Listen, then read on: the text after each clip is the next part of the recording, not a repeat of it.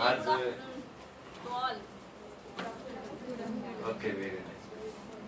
आज आपल्या या कार्यशाळेचा मार्गदर्शन वर्गाचा दुसरा दिवस आहे. काल तुम्हाला खूपच वेळ बसावं लागलं, जवळपास 1 तास तरी जागेवर बसावं लागलं कार्यक्रम सुरू व्हायला वाट बघायला. आणि त्याच्यानंतर ते किती वेळ गेला आणि कसा गेला हे आपल्याला कळालं सुद्धा नाही. जे आवश्यक होतं, चांगलं होतं म्हणून आपण तेवढा वेळ पण आनंदाने दिला. भुका लागल्या होत्या, वेळ झालतो, तरी पण सोसलं सगळे. त्याची गरज काय आहे ते पण कळालं आणि आपण काय करू शकतो याचा एक कॉन्फिडन्स आला. तरी सुद्धा काल आम्ही सरना टीचिंग ऍप्टिट्यूड वरती तुम्ही बोलावंच असं काही नाही, फक्त प्रोत्साहन द्या एवढी कल्पना दिली होती. पण शिक्षकाचा एक गुण असा असतो की एक वेळ इंजिन मशीन पेटलं की त्याला ब्रेक लागत नाही. ते कधीही पळू शकतं, किती तास घेऊ शकते. एखादा शिक्षक त्याला टाइम लिमिट नसतं, तो आपलं कंटिन्युअस सुरू बस. तुम्ही पण सेट पास होशील. तर एक चांगला शिक्षक जो आहे की तो किती भारावून मनसोक्तपणे निर्मळ मनानं कसं कम्युनिकेशन करू शकतो हे तुमच्या लक्षात आलं असं. साधा शिक्षक आणि अजून त्याला शिक्षक म्हणूनच राहायचंय, त्याला प्राध्यापक म्हणून कुठेही नोकरी मिळेल, पण त्याच्यापेक्षा त्याला तो पेशा आवडतो, ते आवडीनं करतात, एक गुण घेण्यासारखा आहे. आम्ही याच्यामध्ये एक रचना अशी केलेली आहे की आपला 10 दिवसाचा हा प्रोग्राम आहे आणि 10 दिवस एखाद्या डिपार्टमेंटच्या कार्यक्रमासारखं, एका कार्यक्रमासारखं कंटिन्यू 10 दिवस ऍटमॉस्फिअर राहत नाही. आपल्याला थोडं फ्लेक्झिबिलिटी ठेवावी लागते. आज मी 10:30 वाजता सांगितलं होतं तुम्हाला, टाइम टेबलात मी 11 ते 12:30 टाकलेला आहे. म्हणजे अर्धा तास जो आहे तो आला का, ती आली का, तो कुठं आहे, तो कुठं आहे, आला का नाही. तुमच्या सगळ्या डिपार्टमेंटला आता मेसेज पाठवले, त्यावेळी डिपार्टमेंटच्या लोकांनी तुम्हाला सांगितलं. पण तुम्ही लक्षात ठेवा की 11:15 शार्प, 10:30 आणि 11 याच्यामध्ये 11:15 शार्प तुम्ही इथे या. 11:15 तुम्ही द्या, तुम्ही सांगून या, तुम्हाला नाही म्हणत नाही. सगळ्या डिपार्टमेंटला आपल्या आपल्या ज्या डिपार्टमेंटचे तिथं तुम्ही जा. त्यानंतर काल फीडबॅक फॉर्मची जी QR कोड दिलेला आहे त्याची लिंक पण दिल्या काल, तो रोजच्या रोज भरा. ज्याचं लेक्चर होईल त्यांना तुम्ही फीडबॅक द्या, रिप्लाय द्या. आणि तो फक्त मलाच वाचायला येतो, बाकी कोणाला येत नाही, कारण त्याचं युजर ID पासवर्ड माझ्याकडे आहे. तो मी रेकॉर्ड ठेवतोय. मला कळतं की आज या ज्या प्राध्यापकांनी लेक्चर घेतलेलं आहे हे मुलांच्या उपयोगाचं आहे की नाही. आणि जे व्हिडिओ रेकॉर्डिंग आता आम्ही करतोय, कालचं रेकॉर्डिंग आज आम्ही युट्यूब वरती टाकणार आहे, आज उद्या टाकणार आहे, कारण याला पुढची प्रोसेस असते. हे करायला, अपलोड करायला थोडा वेळ लागेल आणि मग ते युट्यूब वरती पुन्हा तुम्हाला देतो. सर तुम्ही कालचं लेक्चर जे आहे ते पुन्हा तुम्ही ऐकू शकाल, पाहू शकाल, कधीही केव्हाही कुठेही. युट्यूबवर टाकलं की जे ऑनलाईन आहेत, ज्यांना ऑनलाईन म्हणून काम करायचं आहे, त्या सर्वांना ती लिंक जाते. तुम्हाला युट्यूबची लिंक दिली आता, ते तुम्ही सबस्क्राईब केला की त्याच्यातली सगळी व्हिडिओ, त्याच्यामध्ये वक्तृत्व स्पर्धेची व्हिडिओ आहे, कॉलेजचे काही व्हिडिओ आहे आणि नेट सेटचे पण आहे. गेल्या 3 वर्षाचे तिथं 30 लेक्चर आपल्या याचे आहेत आणि इतरही आहेत. तर आपल्याला नेट सेटचं तेवढं लाईव्ह व्हिडिओ तुम्हाला पाहता येतील. आणि आता जो झालेला आहे तो पुन्हा पुन्हा वारंवार तुम्ही पाहून तुमचं अनुभव पक्का करू शकता. काल बोलताना 2 गोष्टी एक राहून गेल्या, ती एक तुम्हाला मी आता या निमित्तानं सांगतो. आम्ही 10 लेक्चर मध्ये 3 विभाजन केलेलं आहे. एक 20% बाहेरचे प्राध्यापक बोलवायचे, 80% आमच्या कॉलेजचे बोलवायचे, 80% निम्मे ताजे याच वर्षी सेट झाले त्यांना द्यायचं चान्स, आणि 40% याच्या आधी जे सेट नेट झालेले आहेत त्यांना चान्स द्यायचं. लक्षात आलं? सगळ्यांचे अनुभव मिक्स यायले तुमच्याकडे. त्यानंतर हे असं बायफर्केट केलेलं आहे, आमचं आम्हीच ठरवलेलं आहे सहसा. म्हणजे तुमच्यातला उद्या कोण सेट पास झाला, तुम्ही कुठेही असा, तर आम्ही तुम्हाला निमंत्रित देणार, इथे येऊन तो सुद्धा लेक्चर घेऊन तयारी करायची. आता आरती मॅडमने स्वतः सांगितले की मला एक लेक्चर घ्यायचं. म्हटलं आज जे लेक्चर चालू आहे ते पुढच्या वर्षी तुम्ही घ्यायचंय, कारण संग्राम सरला नाही तर मी 2 वर्ष दिलेला आहे, असाच ताजा माल होता, आता जुना झाला. अपडेट नॉलेज त्यांच्याविषयी बोलेलच मी, कारण हे पहिली गोष्ट होती. दुसरं असं की काल मी सांगितलं की आमच्या कोर्समुळे तुम्ही पास होणारच याची कोणतीही गॅरंटी नाही. हे फक्त टच आहे, इग्निशन आहे. Ignite the lamp. पेटायचं काम त्याच्यात किती रॉकेल आहे, किती मेन आहे, त्याच्यावरती ते काम तुमच्यावर अवलंबून आहे. फक्त या 10 लेक्चर मध्ये त्या चॅप्टरची तुम्हाला ओळख होणार आहे. ओळख झाल्यानंतर त्याचा सखोल अभ्यास तुम्हाला वेगवेगळ्या सोर्सेस मधून घेऊन, काल सरनी सांगितलं तसं आता पण वेगवेगळे सर सांगतील, त्यांना तुम्ही प्रश्न विचारा, त्यांच्याकडनं माहिती घ्या आणि त्या पद्धतीनं स्वतः अभ्यास करा, तरच तुम्हाला यश मिळेल. नाहीतर असा कोण भ्रम ठेवू नका, तिकडे कोर्स मध्ये गेला आणि तिकडे सेट होऊन बाहेर आला, असं होत नाही. तिथे जादूची कांडी नाही. स्वतः मेल्याशिवाय विम्याचे पैसे मिळत नाही, हे नीट लक्षात ठेवा. हे तुम्हाला आपल्याला स्वतःला करायचं आहे. फक्त तुम्हाला एकत्रित हा प्लॅटफॉर्म दिलेला आहे. इथं जे येणारे वक्ते आपल्या वागणुकीनं, बोलण्यानं, कम्युनिकेशननं आपलेच होतात, आपलेच आहेत. बरं कुठल्या तरी डिपार्टमेंटचे असतील किंवा कुठल्या तरी गावचे असतील, कुठल्या तरी शाळेतले असतील, पण एक वेळ आपल्या इथे येऊन गेले की ते आपलेच आहे. त्यांना बिनधास्त फोनवरती तुम्ही त्यांना कॉन्टॅक्ट करा, पाहिजे ते विचारा, भरपूर अभ्यास करा, भरपूर श्रम करा. सेट नेट पास होणाऱ्यांच्यामध्ये एक रेकॉर्ड आहे, जे अपिअरिंग स्टुडंट आहेत ते जर लवकर पास होतात. फक्त अभ्यास त्या पद्धतीनं तुम्ही ठेवायला पाहिजे. फर्स्ट इयरला तुम्हाला हे कोर्स कंपल्सरी केलेला आहे, 500 रुपये फक्त. तुम्ही सर्वांनी 500 रुपये दिले नसतील तर ते 500 रुपये भरा, तुमच्या डिपार्टमेंटला भरा किंवा ऑफिसमध्ये भरा, त्या पावतीचा नंबर द्या.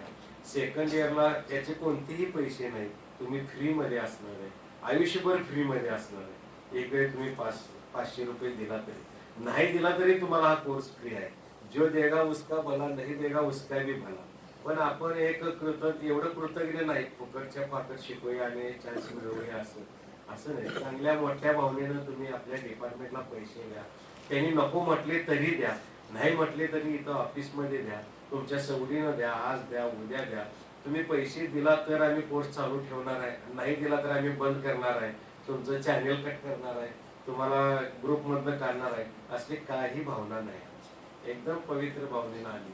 तुम्ही सेट नेट पास व्हावं, तुमच्या आयुष्यात एक उत्तम वाट तयार राहावी की बाबा मी याच्यामध्ये पण याला पात्र आहे. आणि काल सर मी सांगितले की कॉन्फिडन्स कसा येतो, कॉन्फिडन्स कसा येतो एक वेळ आल्यानंतर आपल्याला ते होतं आणि त्या पद्धतीनं आपण करावं. सगळ्यांनी पैसे भरा. केमिस्ट्री आणि कॉम्प्युटर सायन्स या लोकांनी पैसे गेल्या वेळी पण भरलेले नाही, सेकंड इयरला आले त्यांनी पण भरायचं. फर्स्ट इयरला किंवा सेकंड इयरला कधीतरी एक वेळ तुम्ही भरा, आणि पैशाच्या बाबतीत आणि लेक्चरच्या बाबतीत. आता आजच्या विषयाकडे कालच्या आम्ही मुद्दामून लांबचे एक वक्ते बोलवले होते. गेले 3 वर्ष आम्ही बोलवतो. गेल्या वर्षी आम्ही शशिकांत शिंदेना बोलवलं होतं. ते स्वतः जे ऍक्टिव्ह आहेत ती लोक गप बसत, नेहमी अभ्यास करतात. शशिकांत शिंदेनी MPSC ची परीक्षा दिली आणि ते आता CEO बनलेले आहे. डाएटला प्राध्यापक होते, आता CEO झाले. कालच मला डॉक्टर शशिकांत अन्नदाते आपल्याकडे पाहुणे म्हणून आलते. त्याच्या आधी त्यांनी 48वं पुस्तक लिहिलेलं आहे स्पर्धा परीक्षेचं. काल मला त्यांनी भेट दिलेलं आणि आमच्या कॉलेजच्या लायब्ररीमध्ये ठेवतो. याच्या आधी त्यांनी अर्धा डझन सेट नेटची पुस्तकं दिलेली आहेत. स्वाती अन्नदाते, अंकुश बनसोडे आणि शशिकांत अन्नदाते या नावाने ती लायब्ररीमध्ये आणलेली आहेत. सेट नेटची पुस्तकं आम्ही वाढवलेली आहेत आणि तुम्हाला काय पाहिजे असली तरी ती आम्हाला सुचवा. लायब्ररीमधून आम्ही एक 5-50 हजारची सेट नेटची पुस्तकं देतो. ऑनलाईनची पुस्तकं 50,000 तुम्हाला देतो. त्याचं युजर ID पासवर्ड देतो त्या पद्धतीने. ओके, हे कालचं तेवढ्या वेळ झाल्यामुळे तुम्हाला सांगता आलं नाही म्हणून हे केलं. फीडबॅक फॉर्म लेक्चर झालं की लगेच भरत चला, तसं मी ग्रुपवर सूचना देत जाईल. आणि युट्यूबवरती जाईल व्हिडिओ, तोच ऑनलाईन कोर्स. याचा आम्ही लाईव्ह ऑनलाईन प्रोजेक्शन करत नाही, ते व्हिडिओ तुम्हाला पाहिजे. आता आजचा संग्राम सर हे आपल्या महाविद्यालयाचे विद्यार्थी होते, आहेत, टीचर पण आहेत आणि आता ते आपल्या कॉलेजमध्ये नाहीत. म्हणून आम्ही यांची गणना बाहेरच्या शिक्षकांमध्ये केलेली आहे. मी महाविद्यालयाच्या वतीनं, आमच्या छोट्याशा डिपार्टमेंटच्या वतीनं आणि आपल्या सेट नेट वर्गाच्या वतीनं त्यांचं मनापासून स्वागत करतो.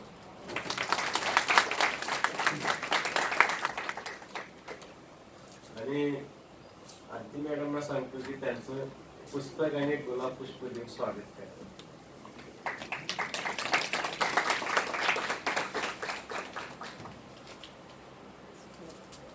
वाद झाला. दुसऱ्या मोबाईलवर काढणार आणि ग्रुपवर काय करायचं.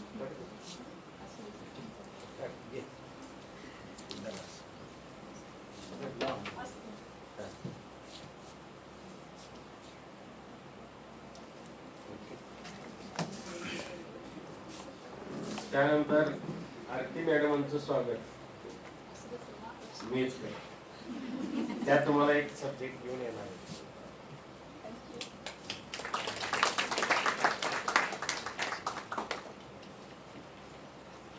यांचं कौतुक यासाठी आहे की त्यांनी स्वतःहून सांगितले की मला एक लेक्चर ह्या वर्षी पाहिजेच आहे. आम्ही हे देतो आणि पुढच्या वर्षी त्यांना हा चॅप्टर पण द्यायचा त्यांचं नाही असं. हा एवढा सीन लक्षात ठेवा, हे रोज तुम्हाला करायचं. कारण गेल्या वर्षीच्या मुलांना माहिती आहे की मी पुन्हा येत नाही. दररोज तुमचं तुम्ही हे सांभाळायचं, सराव ठेवायचा, पुढे येऊन बोलायचा. संग्राम सर माझे आवडते सर आणि विद्यार्थी. त्याचं कारण असं आहे, गेल्या वर्षी आपल्याकडे शिक्षक म्हणून असताना सेट, नेट, CSR, JRF आणि गेटची परीक्षा तिन्ही एका वेळी पास झाली. तिन्ही एका वेळी. त्याच्यासाठी जोरदार टाळ्या केला. आणि एक वेळी नेट पास झाले, पुढचा निकाल येईपर्यंत पुन्हा त्याने फॉर्म भरला आणि दुसऱ्यांदा पुन्हा पास झाले. त्यामुळे यांच्या सगळ्यांच्या बरोबर त्यांचा आणखी गेल्या वेळी सत्कार घेतला. ते म्हणजे सर झाले का कशाला. फार नम्र माणूस. तुम्ही कधीही फोन करा नाही म्हणणार. मी त्यांना विचारलं नाही तुमचं नाव टाकू काय तुम्ही. मी डायरेक्ट टाकून वेळापत्रकच त्यांना टाकलं. मला माहिती आहे ते माझा शब्द. आता ते बाहेर गेले, बाहेरचे शिक्षण झाले. पण समाधान आहे, संग्राम कुठेही गेला तरी आमचाच माणूस आहे. कारण SGM मध्ये, रयत मध्ये रक्तात जातं, बाहेर कुठे जात नाही. त्यामुळे त्यांनी लगेच तयार झाले. एक चांगलं होतकरू व्यक्तिमत्व तुमच्या पुढे आहे. विद्यार्थ्यांमध्ये सुद्धा आता केमिस्ट्रीचे विद्यार्थ्यांना माहित असेल की विद्यार्थ्यातलं शिक्षक हे त्यांचा बायोडाटा मी सांगत बसणार नाही. तो ऑलरेडी तुमच्याकडे फॉरवर्ड केलेला आहे. तुम्ही सगळ्यांचे बायोडाटा कसून वाचा, असं लिहिल्यात सुद्धा नका. मी तुम्हाला धनिया सरांचा बी टाकला होता, तुम्ही वाचा. सरांचाही बायोडाटा वाचा आणि मग त्याच्यामधून त्या माणसाने किती कष्टाने हे मिळवलं असेल हे तुम्ही विचार करा. आणि त्या पद्धतीनं आपल्याला सगळ्यांचे मिळून हळूहळू पुढे जायचं.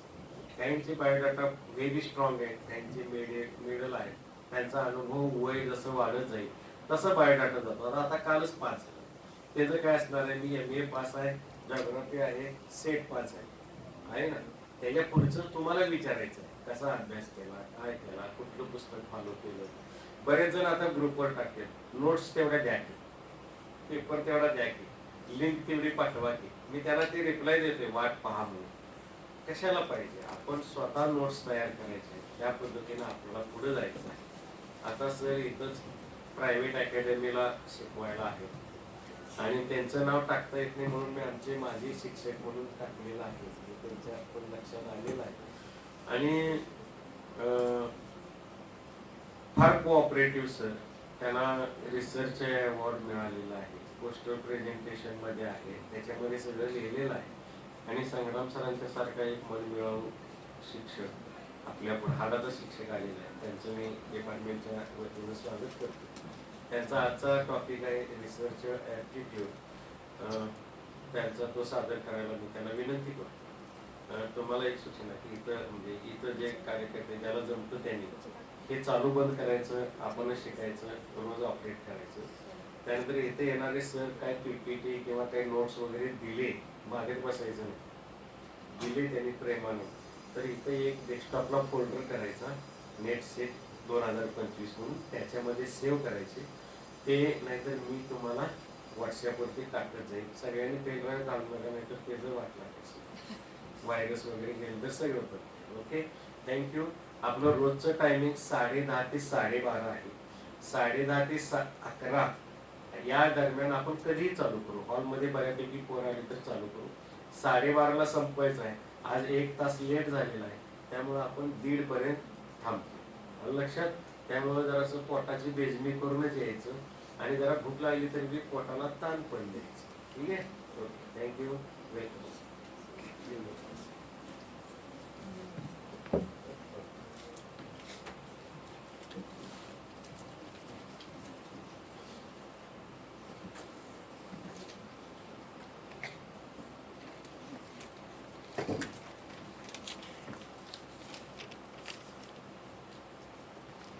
तुम्ही काही फोटो घेऊन ग्रुपवर टाकले तरी चालते.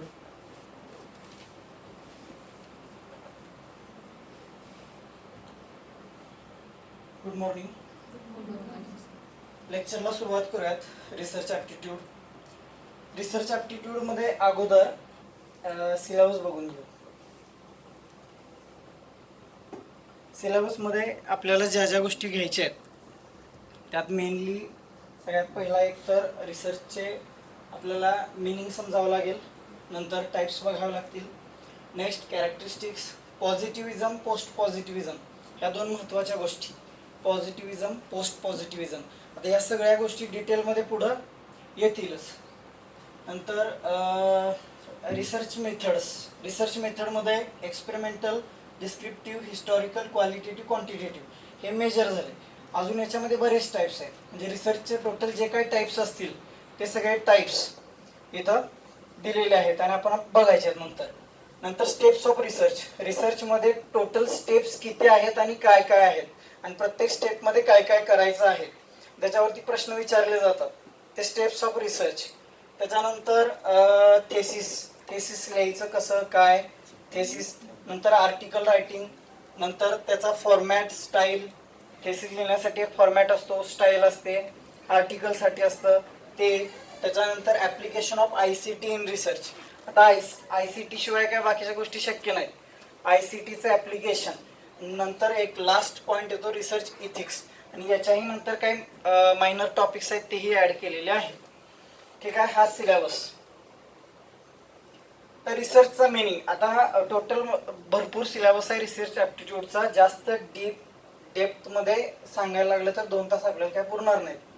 त्यामुळे जितकं स्पीडमध्ये जाता येईल तेवढं जावं लागेल, कारण याच्याच 50 स्लाईड आहेत, ते कम्प्लीट व्हायला वेळ लागेल.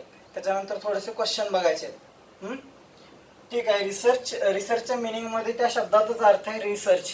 रिसर्च एखादी नॉन गोष्ट असेल त्याच्यामध्ये परत परत रिपीटेडली त्याचा स्टडी करून डीपमध्ये त्याच्यातून अजून काही नवीन गोष्टी शोधता येतील, काही कन्क्लुजन काढता येईल, या सगळ्यांना आपण रिसर्च हे नाव देऊ शकतो. बरोबर का? रिसर्च या टर्ममध्ये काही एवढं जास्त डीपमध्ये जाण्याची आवश्यकता नाही. काही प्रश्न असे डिटेल्डमध्ये इथं विचारले जात नाही. फक्त आपल्याला मिनिंग माहीत असावं की रिसर्च म्हणजे काय आहे. Research is research. The term research comprises of 2 words, नेमली री अँड सर्च. आता त्याच्यामध्ये विचारलं तर डेफिनेशनवरती प्रश्न विचारण्याची पॉसिबिलिटी. डेफिनेशनमध्ये 1-2 डेफिनेशन वेगवेगळ्या पद्धतीनं, एक म्हणजे according to advanced learners dictionary, त्यांच्यानुसार रिसर्च म्हणजे काय, तर research is a careful investigation of enquiry specially to search for new facts in a branch of knowledge. म्हणजे रिसर्च कशामध्ये केला जातो, तर एनी ब्रांच ऑफ नॉलेज, कुठल्याही नॉलेजच्या ब्रांचमध्ये तुम्ही रिसर्च करू शकता. नॉलेजची कुठलीही ब्रांच असू द्या, आर्ट्स असेल, सायन्स असेल, सायन्समध्ये केमिस्ट्री, मॅथमॅटिक्स, फिजिक्स, बायोलॉजी काहीही असेल, कुठल्याही नॉलेजच्या ब्रांचमध्ये रिसर्च तुम्ही करू शकता. त्याच्यामध्ये आता ही पहिली डेफिनेशन आपण जी बघतोय ती ॲडव्हान्स लर्नर्सनुसार, ॲडव्हान्स डिक्शनरीनुसार. मग त्याच्यामध्ये त्यांनी काय म्हणलं की कुठलीही नवीन फॅक्ट शोधून काढणं, याला रिसर्च म्हटलंय त्यांनी, कुठल्याही नॉलेजच्या स्ट्रीममधून. त्याच्यानंतर क्रेसवेल, अकॉर्डिंग टू क्रेसवेलनुसार त्यांची डेफिनेशन काय आहे रिसर्चची, तर research is a process of steps used to collect, analyse information, increase our understanding of topic of issue. म्हणजे कुठलाही एक टॉपिक आहे त्याचं अंडरस्टँडिंग आपल्याला अगोदर काहीतरी आहे आणि ते अंडरस्टँडिंग अजून वाढवणं, यासाठी जो काही स्टडी केलेला असेल त्याला आपण रिसर्च म्हणणार, हे according to क्रेसवेल.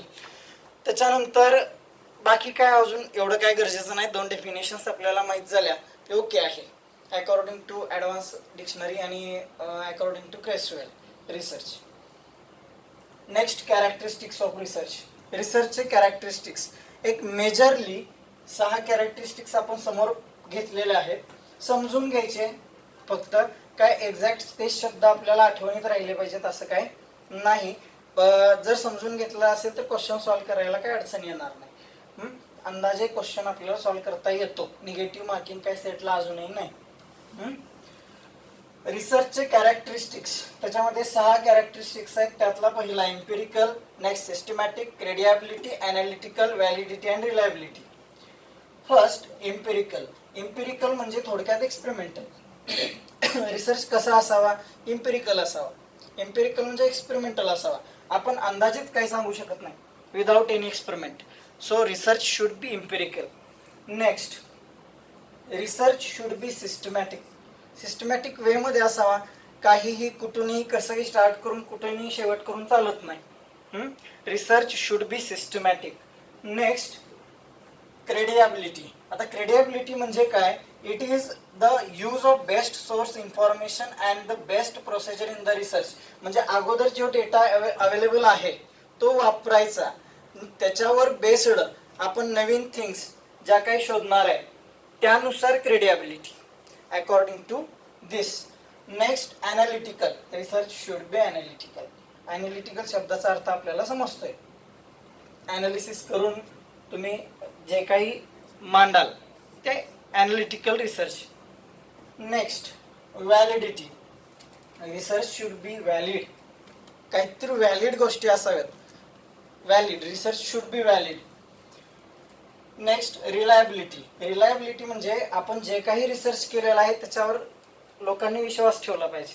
Reliable, research should B reliable. Reliability असली पाहिजे. असे एवढे कॅरेक्टरिस्टिक्स आहेत. त्याच्यामध्ये परत एकदा बघूयात. Empirical, next systematic, credibility, analytical, validity and reliability. एकदा रिपीट करताय. First empirical, next systematic, third credibility, fourth analytical, fifth valid. Next, एवढे कॅरेक्टरिस्टिक्स आहेत. काही प्रश्न याच्यावरती तयार झाला तर अंदाजे आपल्याला उत्तर लिहिता यावं. जर डीप वाचला असेल तर काय अडचणच नाही. ओके. नेक्स्ट, आता मी म्हटलं मग अशी पॉझिटिव्हिजम आणि पोस्ट पॉझिटिव्हिजम अशा दोन कन्सेप्ट आहेत. मग त्याच्यावरती कथेमध्ये प्रश्न विचारला जातो, पॉझिटिव्हिजम आणि पोस्ट पॉझिटिव्हिजम. मग पॉझिटिव्हिजम म्हणजे काय, इथं काय लिहिलंय ते समजून घेऊ, मग जनरल एक्झाम्पल बघू. Positivism. In philosophy, positivism mainly adheres to the idea that factual knowledge gained through observation, it is trustworthy. Positivism depends on quantifiable observation that lead to statistical analysis. Here, the role of researcher is limited to data collection and interpretation of objective way. आता पॉझिटिव्हिजम म्हणजे काय, तर एखादी situation असेल, उदाहरणार्थ एखाद्या ठिकाणी accident झालेला असेल, दोन कारचा ऍक्सिडेंट झालेला आहे, तर पॉझिटिव्हिजम काय बघणार तिथं, तर पॉझिटिव्हिजम नुसार काय झालंय तिथं ते पूर्ण ऑब्झर्वेशन जे काय असेल ते पॉझिटिव्हिजम. का झालंय, कसं झालंय, कशासाठी झालंय याचा इथं काय संबंध आहे. पॉझिटिव्हिजम म्हणजे काय, तर एक्झॅक्ट तिथं काय झालंय, का झालंय आम्हाला माहित नाही, कसं झालंय माहित नाही, कशासाठी झालंय माहित नाही, काय झालंय, समोर जी काही सिच्युएशन झालेली आहे, घडलेली आहे, ती ऑब्झर्व करणं आणि जशीच्या तशी डिस्क्राईब करणं म्हणजे पॉझिटिव्हिजम. म्हणजे आता तेच इथं म्हणलंय, the role of researcher is limited to data collection. फक्त डेटा कलेक्ट करायचा, समोर जो काही दिसतोय तो डेटा कलेक्ट करायचा, and interpretation in an objective way. आता positivism depend on quantifiable observation, the quantity, quantifiable measurement. उदाहरणार्थ डॉक्टर आता जर पेशंटला चेक करायचं असेल तर ते टेम्परेचर मेजर करतील, त्याच्यानंतर ब्लड प्रेशर मेजर करतील. मग या गोष्टींवरनं ते अनालाइज करणार आहेत. मेजरेबल गोष्टी, क्वांटिफायबल, ते पॉझिटिव्हिजम. म्हणजे काय घडलंय तेवढं डिस्क्राईब करणं, कसं घडलंय माहित नाही. Next, post positivism. आता पोस्ट पॉझिटिव्हिजम म्हणजे काय, तर पॉझिटिव्हिजमच्या पुढचा भाग पोस्ट पॉझिटिव्हिजम. मग त्याच्यामध्ये काय म्हटलंय, post positivism is a philosophy that rejects positivism. ते पॉझिटिव्हिजमला रिजेक्ट करतं. ते आता सांगणार पोस्ट पॉझिटिव्हिजम की ऍक्सिडेंट का झालाय, कुणाचा झालाय, कसा झाला, चूक कुणाची आहे, हे बघणं म्हणजे ते आलं पोस्ट पॉझिटिव्हिजम. मग त्याच्यामध्ये काय, तर अनरिव्हेल द ट्रूथ, मग ते त्याच्या पाठीमागचं कारण शोधणार. नंतर post positivism point out that scientific reasoning is quite similar to our common sense reasoning. This denotes the, बाकी काही गरजेचं नाही, आपल्याला फक्त कॉन्सेप्ट समजली म्हणजे बस. पोस्ट पॉझिटिव्हिजम म्हणजे मगाशी मी तुम्हाला एक ऍक्सिडेंटचं एक्झाम्पल दिलं. पॉझिटिव्हिजम काय सांगणार की काय घडलंय ते डिस्क्राईब करणं म्हणजे पॉझिटिव्हिजम. पण एक्झॅक्टली कसं घडलं, कुणाची चूक आहे, का घडलं, ते जे काही सांगणं आहे ते पोस्ट पॉझिटिव्हिझम. ह्या दोन गोष्टी, पॉझिटिव्हिझम अँड पोस्ट पॉझिटिव्हिझम. नेक्स्ट, आता रिसर्चच्या मेथड्स, याच्यावरती जरा जास्तच वेळ जाणार. Research methods. रिसर्च मेथड्समध्ये रिसर्चचे आपण वेगवेगळे टाईप्स केलेले आहेत. त्याच्यामध्ये ऑब्जेक्टिव्हच्या बेसिसवरती, आपलं जे काही ऑब्जेक्टिव्ह आहे त्याच्या बेसिसवरती रिसर्चचे काय काय टाईप्स आहेत, तर descriptive, correlational, explanatory, exploratory. Descriptive, correlational, explanatory, exploratory आणि एक्सपेरिमेंटल, हे ऑब्जेक्टिव्हच्या बेसिसवरचे टाईप्स रिसर्चचे. त्याच्यानंतर नेक्स्ट, आउटकम. तुमचा आउटकम काय असेल त्याच्या बेसिसवर दोन टाईप्स. एक फंडामेंटल रिसर्च, फंडामेंटल म्हणजेच बेसिक रिसर्च किंवा प्युअर रिसर्च, आणि त्याच्यानंतर येतं अप्लाइड रिसर्च. असे दोन रिसर्चचे टाईप्स, फंडामेंटल रिसर्च आणि अप्लाइड रिसर्च. ओके. लॉजिकच्या बेसिसवरती डिडक्टिव्ह आणि इंडक्टिव्ह, हे पुढे डिटेलमध्ये आहे. डिडक्टिव्ह आणि इंडक्टिव्ह. डिडक्टिव्ह इंडक्टिव्ह पुढे समजून सांगतो काय असेल ते. प्रोसेस, प्रोसेस काय वापरले त्याच्या बेसिसवर क्वालिटेटिव्ह, क्वांटिटेटिव्ह. क्वांटिटेटिव्ह मेजरमेंट करत नसाल तर ते क्वालिटेटिव्ह, आणि न्यूमेरिकल डेटा ज्याच्यामध्ये इन्व्हॉल्ड असेल ते क्वांटिटेटिव्ह. त्याच्यानंतर एन्क्वायरी मोड वरती स्ट्रक्चर्ड आणि अनस्ट्रक्चर्ड. स्ट्रक्चर्ड रिसर्च असेल किंवा अनस्ट्रक्चर्ड रिसर्च असेल. नंतर आयडियाच्या बेसिसवरती कॉन्सेप्च्युअल रिसर्च असेल किंवा इम्पेरिकल रिसर्च असेल. एवढे सगळे रिसर्चचे टाईप्स आहेत, त्यांना व्यवस्थित वन बाय वन समजून घेऊ. नेक्स्ट, पहिला डिस्क्रिप्टिव्ह रिसर्च. आता डिस्क्रिप्टिव्ह रिसर्च म्हणजे शब्दातच अर्थ आहे, पहिल्या वाक्यातच आपल्याला अर्थ कळतोय. डिस्क्रिप्टिव्ह रिसर्च म्हणजे काय? The term descriptive itself explanatory, शब्दातच अर्थ आहे, and the research that describes the situation and event and an institution is descriptive research. Describe करणं, जो काही इव्हेंट घडलेला आहे तो डिस्क्राईब करणं म्हणजे डिस्क्रिप्टिव्ह रिसर्च. याच्यामध्ये बाकी काही जास्त करण्याची आवश्यकता नाही, डिस्क्राईब करायचं आहे फक्त. समोर जे काही घडलंय ते डिस्क्राईब करणं हा डिस्क्रिप्टिव्ह रिसर्च आहे. बाकी त्याची सगळी माहिती आहे. Descriptive research is a quantitative research method. हो, ऑब्विसली क्वांटिटी ते सांगणार ना, quantitative. Descriptive research is quantitative research. त्याच्यानंतर in simple words, descriptive research is all about describing the phenomenon observing. जे काही समोर ऑब्झर्व झालंय ते डिस्क्राईब करणं. त्याच्यानंतर for example descriptive studies might be used to answer question such like. आता आपला ऑब्जेक्टिव्ह काय असेल, म्हणजे क्वेश्चन काय असेल आपला रिसर्चचा क्वेश्चन काय असेल. समजा इथे एक क्वेश्चन लिहिलाय मी, what is the average reading ability of 5 years old when students when they first enter kindergarten. म्हणजे आपला प्रश्न आहे रिसर्चचा हा, की जी 5 वर्षाची मुलं आहेत ती KG मध्ये येताना त्यातला किती जणांना वाचता येते, ते तुम्ही तिथं जाऊन ती सिच्युएशन बघून मग तुम्ही डिस्क्राईब करणार. हे डिस्क्रिप्टिव्ह रिसर्च. म्हणजे तुम्हाला तिथं जाऊन त्या प्रश्नाचं उत्तर शोधावं लागेल, सिच्युएशन बघावी लागेल, ऑब्झर्व करावं लागेल, मग तुम्ही त्याच्यावर स्वतःचं मत मांडाल. किंवा परत एक क्वेश्चन लिहिलाय, what kind of math activities are used in the early childhood programs. आता अर्ली चाइल्डहुड प्रोग्राममध्ये मॅथच्या काय ॲक्टिव्हिटीज होत आहेत ते तिथं जाऊन बघितल्याशिवाय कळणार नाही. तिथं जावं लागेल, ती सिच्युएशन बघावी लागेल, त्याच्यावरून तुम्ही ऑब्झर्व करून जे काही डिस्क्राईब कराल ते सगळं येतं डिस्क्रिप्टिव्ह रिसर्चमध्ये. ओके. नेक्स्ट, आता डिस्क्रिप्टिव्ह रिसर्चचे टाईप्स. डिस्क्रिप्टिव्ह रिसर्च ही एक मेन कॉन्सेप्ट आहे आणि त्याच्या बेसिसवर त्याचे डिफरंट असे वेगवेगळे असे ते टाईप्स आहेत. त्याच्यामध्ये येतं सर्वे रिसर्च. सर्वे रिसर्च, सर्वे करून तुम्हाला आता मगाच्या प्रश्नाचं उत्तर जर शोधायचं असेल तुम्हाला एकतर सर्वे करावा लागेल, सर्वे रिसर्च. किंवा दुसरं कोरिलेशनल स्टडीज. कोरिलेशन, एक दोन फॅक्टर जे काही असतील त्यांना तुम्ही कोरिलेट करणार एकमेकांबरोबर आणि कोरिलेशनल स्टडी करून तुम्ही काहीतरी कन्क्लुजन काढाल. त्याच्यानंतर कॅज्युअल कंपॅरेटिव्ह, कंपॅरिझन करून कंपॅरेटिव्ह स्टडी करून तुम्हाला सांगावं लागेल.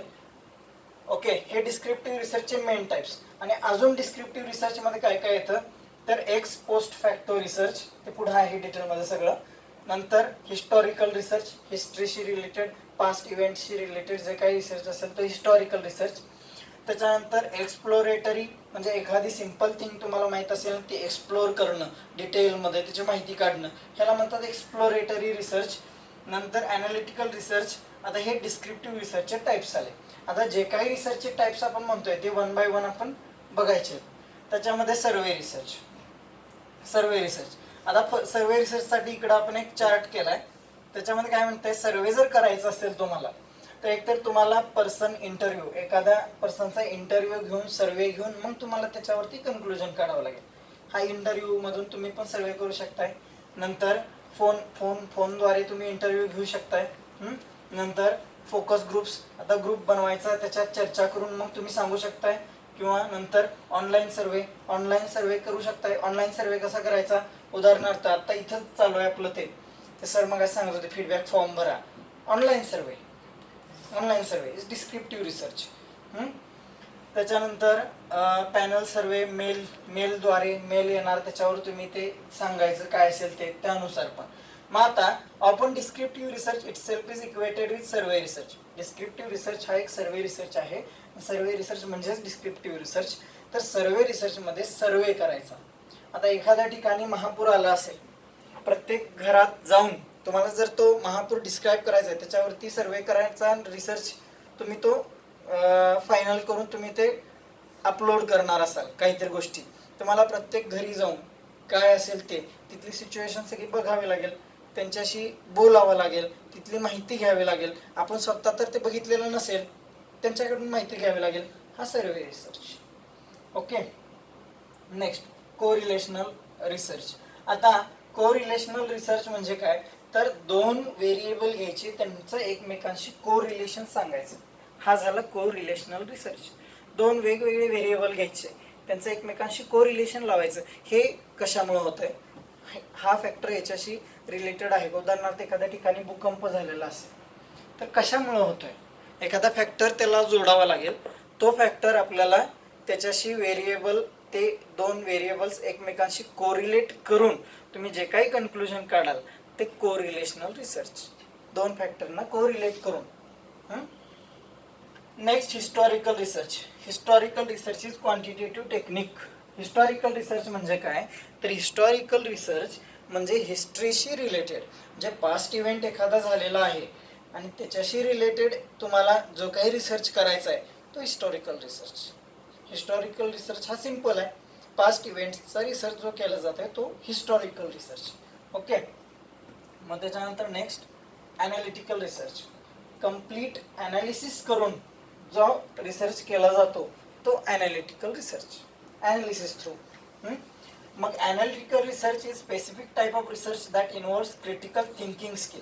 तर क्रिटिकल थिंकिंग करावं लागेल. ॲनालिसिस करायचं एखाद्या गोष्टीचं तर थिंकिंग क्रिटिकल पाहिजे, डेप्थमध्ये त्याचं गेलं पाहिजे. ॲनालिसिस करून फायनल कन्क्लुजन काढायचं आहे तर ते ॲनालिटिकल रिसर्च आहे. त्याच्यानंतर evaluation and the evaluation of fact and information related to research being conducted. या सगळ्या ज्या गोष्टी आहेत यांच्यावरती तुम्हाला क्रिटिकल थिंकिंग करावं लागेल आणि ॲनालिटिकल रिसर्च कंडक्ट करावा लागेल. ओके. Next explanatory research. शब्दात त्याचा अर्थ आहे डिस्क्रिप्टिव्ह एक्सप्लेनेटरी, म्हणजे एखादी गोष्ट डिस्क्राईब करणं, एक्सप्लेन करणं म्हणजे explanatory research. Explanatory research. Explanatory research कुठलीही एखादी गोष्ट जी आहे ती एक्सप्लेन करणं, एक्सप्लेनेटरी रिसर्च. मग त्याच्यामध्ये काय म्हटलंय, तर explanatory research is a research method that explores why something occur when limited information is available. Exploratory, explanatory, exploratory. आता एक्सप्लोरेटरी शब्द मगाशीच आला होता, तर एक्सप्लोरेटरी रिसर्च त्याच्यामध्ये वन सिम्पल थिंग तुम्हाला जर माहीत असेल तर त्याला एक्सप्लोर करायचं. एक लाईन माहीत असेल तर त्याचं एक पेज बनवणं म्हणजे एक्सप्लोरेटरी रिसर्च. एक्सप्लोरेटरी रिसर्च म्हणजे एक लाईन आपल्याला फक्त माहिती आहे आणि त्याच्यावरून आपल्याला पूर्ण माहिती काढायची आहे, तर तो झाला एक्सप्लोरेटरी किंवा explanatory research. Okay. It can help you to increase your understanding of given topic. Correct. त्या टॉपिकबद्दल आपल्याला बरीचशी माहिती कळेल. तो झाला एक्सप्लेनेटरी किंवा एक्सप्लोरेटरी रिसर्च. एक्सप्लोरेटरी आत्ताच सांगितलं मी. तुम्हाला वन लाईन माहीत असेल, तुम्हाला वन पेज बनवायचं असेल, या दोन्ही थिंग एकमेकांशी कोरिलेटेड आहेत. Next experimental research. Experimental research आपल्याला माहिती आहे, आता बरेच जण सायन्सचे असतील तर ते एक्सपेरिमेंट करतात माहिती आहे. ते एक्सपेरिमेंटल रिसर्च म्हणजे एक्सपेरिमेंटच्या बेसिसवरती ज्या गोष्टी असतील त्या एक्सपेरिमेंटल रिसर्च. मग एक्सपेरिमेंटल रिसर्चमध्ये experimental research is designed for establishing casual relationship. म्हणजे एक तुमचं जे काही कन्क्लुजन असेल, एक तुमचं फायनल जे काही कन्क्लुजन असेल त्या कन्क्लुजनला तुम्हाला जर पोहोचायचं असेल आणि ते सिद्ध करायचं असेल तर अगोदर एक्सपेरिमेंट करावं लागेल. एक्सपेरिमेंट करू, तुम्ही काही अचानकपणे म्हटलं तर कोणते मान्य करणार नाही. त्यासाठी जे करावं लागेल तो एक्सपेरिमेंट. हा एक्सपेरिमेंटल रिसर्च म्हणजे अशा ज्या गोष्टी आहेत जिथे एक्सपेरिमेंट केल्याशिवाय तुम्हाला ते शक्य नाही. एक्सपेरिमेंटल रिसर्च, उदाहरणार्थ एखादं मेडिसिन बनवायचं असेल, त्याचे ॲप्लिकेशन्स बघायचे असतील, बायोलॉजिकल ॲप्लिकेशन एखाद्या कंपाऊंडचे जर येत असतील तर ते तुम्हाला अगोदर एक्सपेरिमेंट करून ते प्रूव्ह करावं लागेल. हा झाला एक्सपेरिमेंटल रिसर्च. फंडामेंटल रिसर्च आणि अप्लाइड रिसर्च. फंडामेंटल रिसर्च म्हणजे बेसिक रिसर्च, प्युअर रिसर्च. आणि अप्लाइड रिसर्च म्हणजे एक्सपेरिमेंट करून किंवा त्या थेअरीनं याच्या नंतरचा पार्ट म्हणजे अप्लाइड रिसर्च. बेसिक रिसर्च म्हणजे काय तर तुम्हाला जास्त डिटेल म्हणजे एक्सपेरिमेंट वगैरे असल्या गोष्टी काय माहीत नाहीत. आता ते काय आहे बघूयात. The main purpose of basic research is to add the existing stock of knowledge and thus it can be intellectually challenging. म्हणजे आपल्याकडे नॉलेज अगोदर अवेलेबल आहे एखाद्या गोष्टीचं आणि त्याच्यामध्ये अजून माहिती काढून ॲड करणं हे आलं बेसिक रिसर्चमध्ये. ऑलरेडी माहिती आहे पण त्याच्यामध्ये ॲडिशन करणं ते झालं basic research. Fundamental research is also called as basic research. त्याच्यावर प्रश्न कधीतरी विचारला गेला आहे. Fundamental research is also called as basic research. Basic research आणि फंडामेंटल रिसर्च हे एकच. Basic research. The knowledge produced through pure research is sought in order to add existing body of research method. जास्त काय गरजेचं नाही. Basic research समजला okay आहे. Okay, आता अप्लाइड रिसर्च. अप्लाइड रिसर्चमध्ये applied research is done to solve specific practical questions facing the society. तर basic रिसर्चमध्ये तुमचा प्रॉब्लेम सॉल्व्ह होणार नाही. बेसिक रिसर्च फक्त माहिती देणार, माहिती ॲड करणार. पण अप्लाइड रिसर्चमध्ये अप्लाय करून तुम्हाला तो प्रॉब्लेम सॉल्व्ह करायचा आहे. उदाहरणार्थ कॅन्सर. आता कॅन्सर आहे, सोसायटीचा प्रॉब्लेम आहे, पण त्याच्यावरती तुम्हाला एक्सपेरिमेंट करून अप्लाय करून तुम्हाला त्याच्यावरती काहीतरी सोल्युशन काढावं लागेल. हा अप्लाइड रिसर्च. बेसिक रिसर्च तुम्ही त्याच्यावरती माहिती काढाल, ॲड कराल, पण अप्लाइड म्हणजे तुम्हाला त्याच्यावरती सोल्युशन काढावं लागेल. Is applied research. Applied research is done to solve specific. हा हे आत्ता म्हटलंच आपण, तुम्ही प्रॉब्लेम काहीतरी सॉल्व्ह करायचा आहे सोसायटीचा, तो applied research. It can be used for policy formulation, administration and understanding of phenomenon. म्हणजे ती सगळी माहिती घ्यावी लागेल, नेमका प्रॉब्लेम कुठं आहे ते चेक करावं लागेल आणि त्याच्यावरती तुम्हाला काहीतरी मार्ग काढावा लागेल. हा अप्लाइड रिसर्च आहे. त्याच्यावरती प्रश्न विचारले जातात. आता लॉजिकच्या बेसिसवरती रिसर्चचे टाईप्स, एक इंडक्टिव्ह आणि डिडक्टिव्ह रिसर्च. जास्त म्हणजे या शब्दांमध्ये गुंतायची काही आवश्यकता नाही. थोडक्यात सांगायचं झालं तर इंडक्टिव्ह रिसर्च म्हणजे काय. आता डिडक्टिव्ह शब्दात अर्थ आहे. डिडक्टिव्ह म्हणजे डिडक्शन शब्द आपल्याला माहिती आहे, बरोबर का. म्हणजे डिडक्टिव्ह म्हणजे काय, बरीचशी माहिती आपल्याकडे अवेलेबल आहे, ती डिड्यूस करून सिंगल थिंगपर्यंत पोहोचणं म्हणजे डिडक्टिव्ह रिसर्च.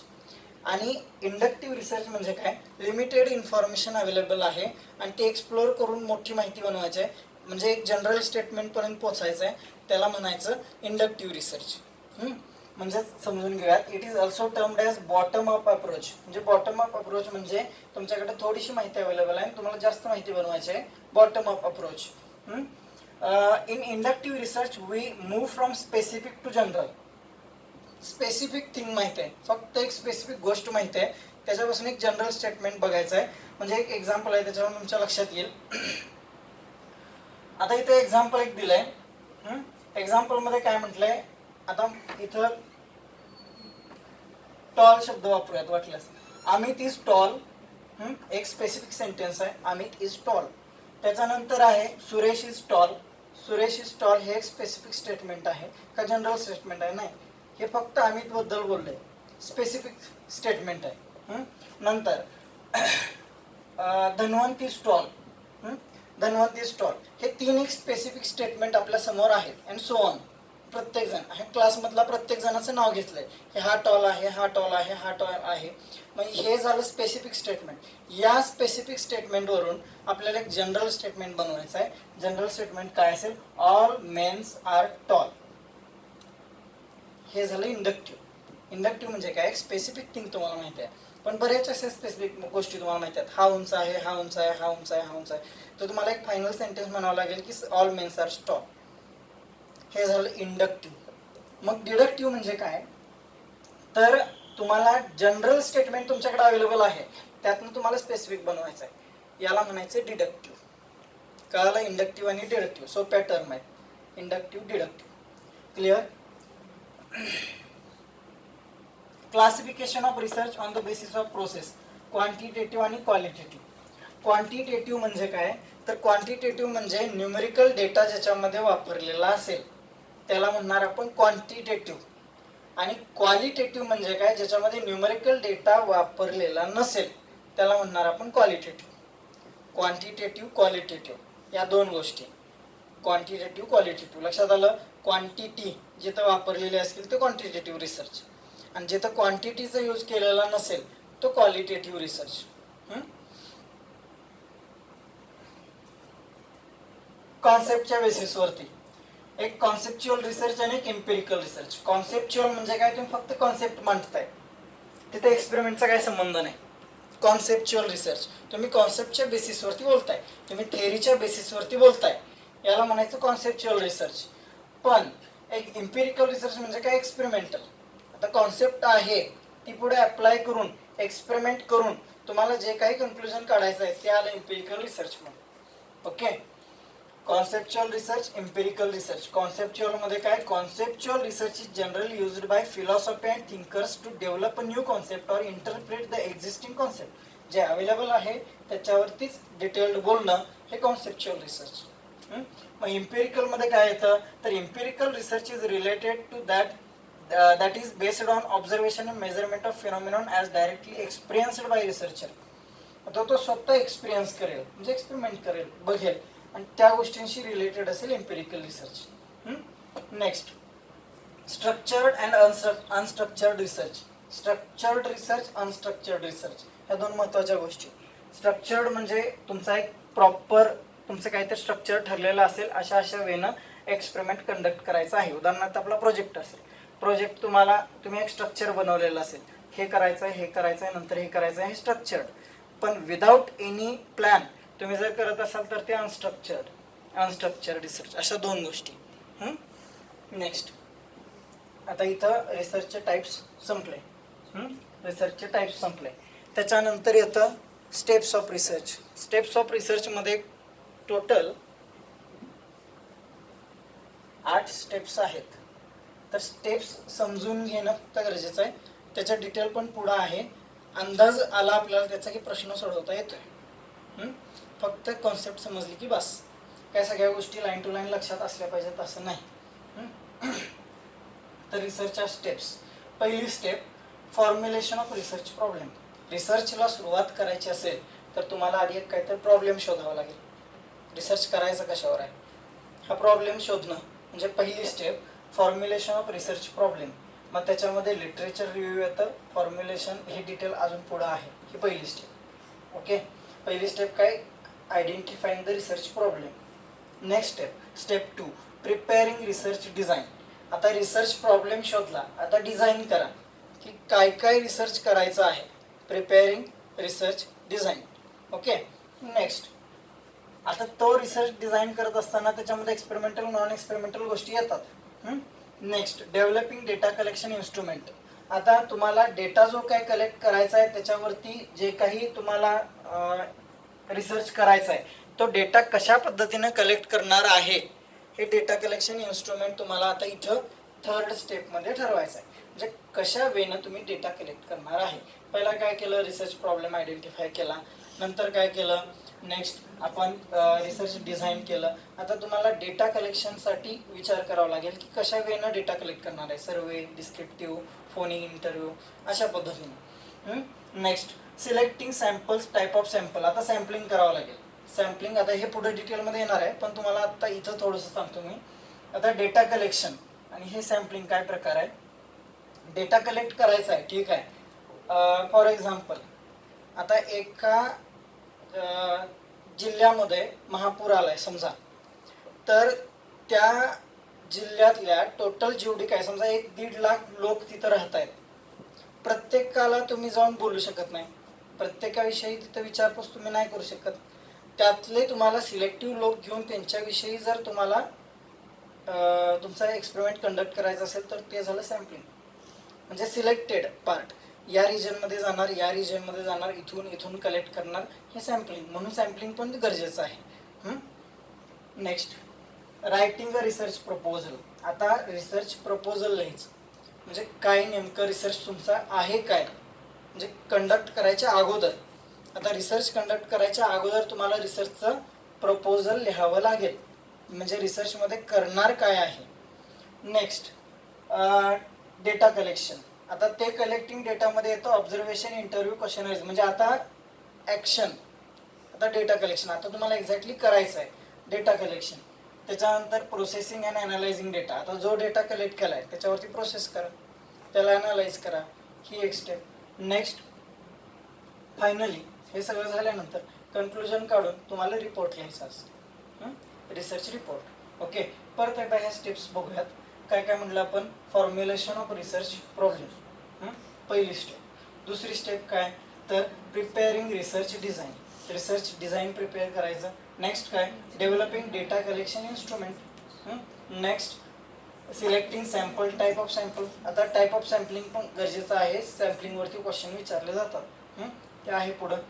नेक्स्ट येतं 5वी स्टेप, रिसर्च प्रपोजल लिहायचा, writing research proposal. Next, collecting data, data collect करायचा.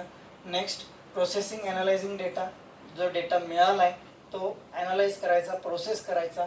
Next, writing a research report. Finally तुम्हाला आता रिपोर्ट लिहावा लागेल. ह्या रिसर्चच्या स्टेप्सवरती क्वेश्चन विचारले जातात. आता हे जे इथे लिहिलंय आपण, हे डिटेलमध्ये फक्त पुढं आहे. आता पहिला स्टेप काय आपली, फॉर्म्युलेशन ऑफ रिसर्च. इथे ऑब्जेक्टिव्ह दिसतंय, फॉर्म्युलेशन ऑफ ऑब्जेक्टिव्ह. ते काय दिले बघा, फॉर्म्युलेशन ऑफ रिसर्च. आता फॉर्म्युलेशन ऑफ रिसर्च मध्ये काय काय करणार. फॉर्म्युलेशन ऑफ रिसर्च मध्ये पहिला तुम्ही लिटरेचर रिव्ह्यू करणार.